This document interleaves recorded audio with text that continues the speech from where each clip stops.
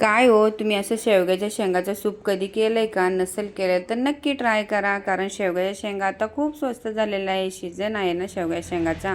त्यासाठी आपण घेतलेल्या आहे छान अशा ताज्या शेवग्याच्या शेंगा कट करून घेतलेल्या आहेत. एक कांदा कट केला आहे, एक टोमॅटो कट केला आहे, चवीपुरते मीठ, हळदी पावडर, पाणी टाकून आपण 2 हिरव्या मिरच्या, लसूण टाकून शेंगा शिजवून घेणार आहोत. शेवग्याच्या शेंगात भरपूर प्रोटीन आणि विटॅमिन असते. आपल्या आरोग्यासाठी खूप चांगलं असते. शेवग्याच्या शेंगाचं सूप नक्की करून पिलं पाहिजे. आपण शेवग्याच्या शेंगाचा अर्क असा चमच्याच्या साहाय्याने काढून घेणार आहे. मिक्सर जारमध्ये टाकून आपण त्याची प्युरी बनवून घेणार आहे.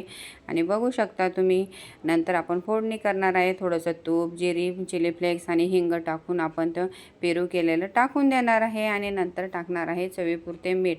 आवश्यकतेनुसार तुम्ही पाणी टाकू शकता.